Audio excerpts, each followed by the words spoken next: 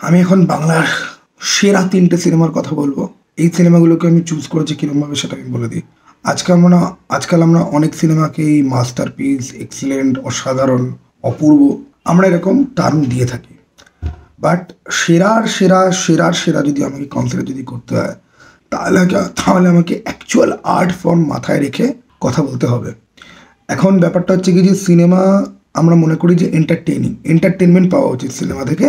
তার মধ্যে কিছু রেসপন্সিবিলিটির ব্যাপারে কিছু থাকবে, ওকে, যে কিছু একটা বার্তা দেওয়ার চেষ্টা করবে, এটা আমাদের একটা এক্সপেকটেশন থাকে। নাও আরেকটা ক্যাটাগরি বা একদম আমি বলছি যে একদম আদি ক্যাটাগরি যেটা ছিল, যে আগেকার দিনে ফিল্ম মেকাররা ভাবতো যে সিনেমা হচ্ছে কি আমাদের সোসাইটির রিফ্লেকশন হবে, ঠিক আছে, আমাদের মানব সত্তা, আমাদের চিন্তার একটা রিফ্লেকশন হবে, আমাদের সমাজের দর্পণ হবে, ঠিক আছে। সেই আদি ক্যাটাগরি বা এই ক্রাইটেরিয়াটাকে মাথায় রেখে আমাকে যদি সেরা যদি বলতে হয়, তাহলে খুব বেশি সিনেমা কিন্তু সেই ক্যাটাগরিতে কিন্তু ফিট ইন করে না, ওকে। সেই ক্যাটাগরি মাথায় রেখে আমার কাছে কথা বলতে গেলে পরে তাও আমি 3টে বাংলা সিনেমা এরকম পেয়েছি যেগুলো সত্যি আমাদের সোসাইটির দর্পণের মতো কাজ করে। তার মধ্যে একটা তো ন্যাশনাল অ্যাওয়ার্ড পর্যন্ত পেয়েছে, ওকে। প্রথম সিনেমার নাম হচ্ছে কি কালকক্ষ। কোথায় অ্যাভেলেবেল আমি নিজেও জানি না। কালকক্ষ ন্যাশনাল অ্যাওয়ার্ড পাওয়ার পরে রাধা স্টুডিও আর নন্দনে রিলিজ করা হয়েছিল এবং এই সিনেমাটা বোধহয় আগের বছর ফিল্ম ফেস্টিভ্যালে বোধহয় দেখানো হয়েছিল। তো আমি আগের বছর তো দেখিনি, এই বছর আমি গিয়ে দেখলাম। তো আমি কালকক্ষকে আমি এই বছরের সিনেমা হিসাবেই আমি কনসিডার করছি, যেহেতু আমি এই বছর দেখেছি আর এই বছর যেহেতু আমি জানতে পেরেছি, যেহেতু এই বছর ওটাকে রিলিজ করা হয়েছিল থিয়েট্রিক্যালি অ্যাটলিস্ট 2টো জায়গায়, তাই আমি প্রথমে বলবো কালকক্ষ। সিনেমাটা কি নিয়ে ছিল? সিনেমাটার ডিরেক্টরের নাম হচ্ছে গিয়ে রাজদীপ পাল বোধহয়, খুব সম্ভবত। সিনেমাটা ছিল এই করোনার সময়, এই যে আমরা ঘরের মধ্যে আটকে পড়েছিলাম সেইটা নিয়ে। বাইরে থেকে দেখে তাই মনে হবে, বাট এটা অ্যাকচুয়ালি আমাদের মধ্যে যে ভয়, না, যে কোনো বিপদে পড়লে আমরা ভয় পেয়ে গুটিয়ে যাই, সেইটাকে একটা মেটাফর মতো ব্যাকগ্রাউন্ডে ইউজ করে ওই করোনার সময়ের গল্পটা বলা হয়েছিল। এবং এই সিনেমাটা নিয়ে 10-20 মিনিটে কথা বলার মতো সিনেমাটা নয়। সিনেমাটা অত্যন্ত থট প্রভোকিং, অত্যন্ত ফিলোজফিক্যাল, অত্যন্ত হার্ড হিটিং একটা কাজ। আর সিনেমাটার ভিজুয়াল, আমি গোটা সিনেমাটা না একটা বাড়ির মধ্যে শ্যুট করা। বেসিক্যালি 3টে ঘর আমরা দেখতে পাই এবং ওই সিনেমার মধ্যে এই তিন এই শব্দটাকে নিয়ে প্রচুর খেলা হয়েছে।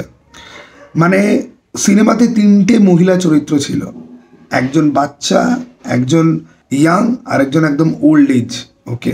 আবার 3টে পুরুষ চরিত্র ছিল, ঠিক আছে। এবং 3টে সময়ের কথা ওখানে বলা হয়েছে। 3 শব্দটাকে নিয়ে, 3 সংখ্যাটাকে নিয়ে ডিরেক্টর পুরো খেলেছে এবং সিনেমাটা একবার দেখে বোঝার মতো সিনেমা নয়। আমি ওই সিনেমাটা নিয়ে কোনো রকম ডিসকাশনে আমাদের এখানে হয়নি, ঠিক আছে। ওটার 1-2টো রিভিউ আমার আগে কেউ করেছিল, আমি তো রিভিউ করি পর্যন্ত নিই ওটার, কারণ ওই সব সিনেমা নিয়ে ওরকমভাবে পজিটিভ নেগেটিভ এরকমভাবে হয় না। ওই সিনেমাটা এসেছিল মাত্র 2টো জায়গাতে।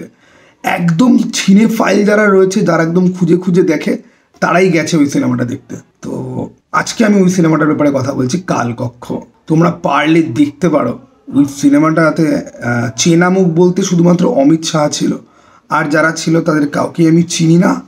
কিন্তু করোনাকে ব্যাকড্রপে রেখে এমন একটা ঘরের মধ্যে একটা বন্ধ বাড়ির মধ্যে, একটা বাড়ি যেখানে টাইম মুভ করে না ফরওয়ার্ডে, বাড়ির বাইরে টাইম চেঞ্জ হচ্ছে, সকাল 9টা থেকে সকাল 10টা বাজছে, সকাল 11টা বাজছে, কিন্তু এই বাড়িটার মধ্যে টাইম চেঞ্জ হচ্ছে না।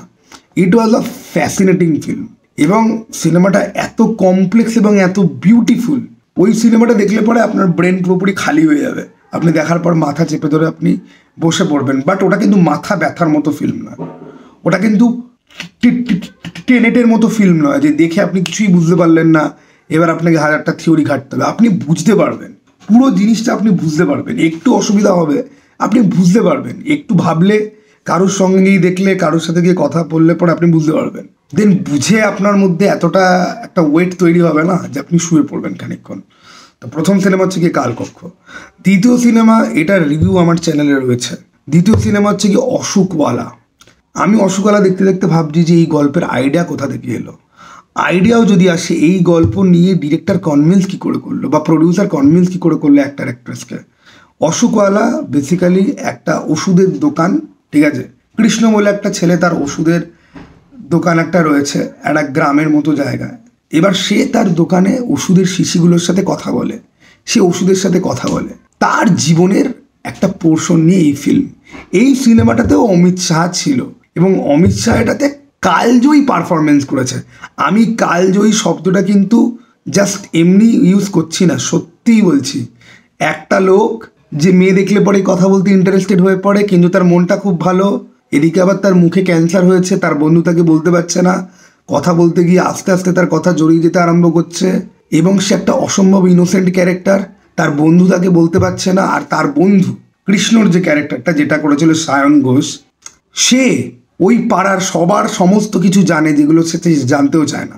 কার কোন ওষুধ, কার কি অবস্থা, কার কি কন্ডিশন, তার কাজের ধরনটাই এরকম যে তাকে সেগুলো জানতে হয়। আর এই অবাঞ্ছিত ইনফরমেশন, ঠিক আছে, তার মনের মধ্যে বিশাল প্রেশার ক্রিয়েট করে। একটা ছোট গল্প, স্লাইস অফ লাইফ ফিল্ম, অসাধারণ ছিল অশোকওয়ালা। 3 নম্বর ফিল্ম হচ্ছে কি নিহারিকা ইন দ্য মিস্ট। ওকে, এই সিনেমাটার রিভিউ আমি রূপমের চ্যানেলে আমি দেখেছিলাম। এই সিনেমাটা আমি হলেও দেখতে গেছিলাম, আমি রিভিউ করিনি। এগেন এই সমস্ত সিনেমা পজিটিভ কি নেগেটিভ কি ওরমভাবে করা যায় না। আমরা আজকাল জেন্ডার ওয়ারের মধ্যে দিয়ে যাচ্ছি, তো ছেলে ভালো না মেয়ে ভালো, মেয়েদের এগেনস্টে সমস্ত মেয়েদের জন্য সমস্ত ল, ছেলেরা খুব অসহায় বোধ করে। আমি নিজেই সারাদিন এসব নিয়ে পোস্ট করি। তো এইরকম টার্মোইলিক একটা টাইমে যখন থ্যাংক ইউ ফর কামিং বা 4 মোর শর্টসের মতো vague propaganda female centric film exist করে, সেই সময় নিহারিকা ইন দ্য মিস্ট হচ্ছে গিয়ে একটা ট্রুলি ফেমিনিস্ট ফিল্ম, যেটার মধ্যে কোনো রকম প্রিটেনশন নেই। একটা মেয়ের গল্প সিনেমাটাতে দেখানো হয়, যে গল্পটা খুব রিয়েল, ঠিক আছে, খুবই রিয়েল। তাতে শিলাজিৎ মজুমদারের অসাধারণ একটা পারফরমেন্স ছিল, মানে উনি যে গান গাওয়ার সাথে সাথে এত ভালো অ্যাক্টিং করেন, যদিও ওই সিনেমাতে সবাই ভালো অ্যাক্টিংই করেছে।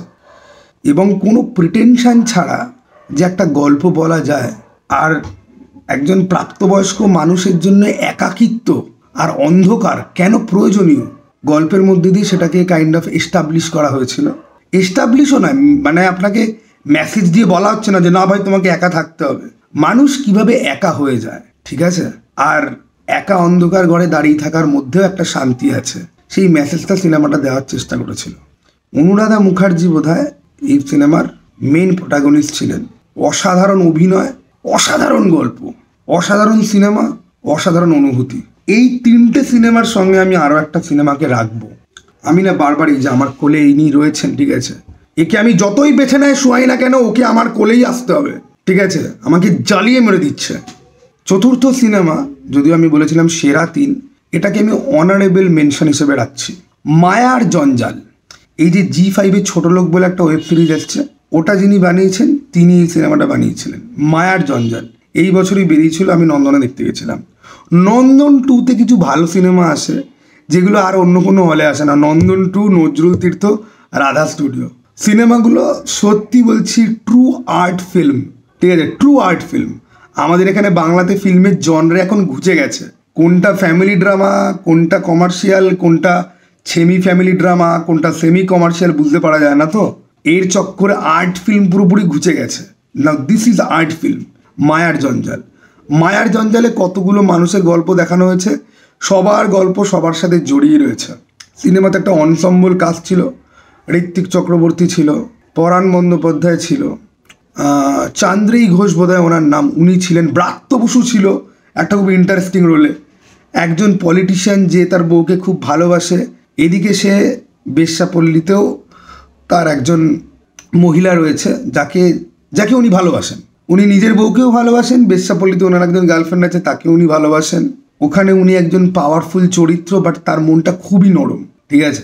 খুবই অদ্ভুত সুন্দর একটা ফিল্ম ছিল মায়ার জঞ্জাল, যে মানুষ কি করে মায়ায় জড়িয়ে পড়ে এবং অ্যাম্বিশনের চক্করে যখন এই মায়ার সম্পর্কগুলোকে কাটিয়ে ফেলতে চায়, কিছু কিছু মানুষ পারে না, তারা শেষ অবধি মায়া কাটাতে পারে না, তাদের গল্প ছিল হচ্ছে গিয়ে মায়ার জঞ্জাল। তো এই 4টে সিনেমা, ঠিক আছে, আমার এই বছরের মনে হয়েছে যে দিস আর ট্রু আর্ট, ঠিক আছে, একদম মানে একদম বেসিক এসেন্স আমি যদি কথা বলি, this are the true art films of Bengal industry 2023, এই 4টে সিনেমা। এর মধ্যে অনেকেই ভাবছে দাদা চেঙ্গিস কোথায়, দাদা প্রধান কোথায়, দাদা কাবুলিওয়ালা তোমার এত ভালো লাগলো, দাদা পালান কোথায়, দাদা অর্ধাঙ্গিনী কোথায়। ওগুলো একটা ব্রডার অডিয়েন্সের কথা ভেবে তৈরি করা হয়েছে। ওইগুলো ভালো সিনেমা, খুব ভালো cinema, but those are not art. Okay, art অন্য জিনিস, this are like art films. Okay, এবং শুধু আর্ট ফিল্ম হলে পরেই সেরা হয় না, আর্ট ফিল্ম হয়েও একটা মেসেজ কনভে করতে হয়, ঠিক আছে? তো এগুলো হচ্ছে কি একদম ক্লাসিক সিনেমা হয়ে যাবে, এবার এগুলো কোথাও অ্যাভেলেবেল না, এগুলোর ব্যাপারে লোকজন খুব বেশি জানেও না, কথাও হয় না, এগুলো হারিয়ে যায়। সেজন্য আমি বললাম এই 4টে আমার খুব ভালো লেগেছে। কেউ যদি দেখে থাকো এই সিনেমাগুলোর মধ্যে একটা বা দুটো যদি দেখে যদি থেকেছো, তাহলে কমেন্ট বক্সে কিন্তু জানাতে পারো। চলো টাটা, বাই।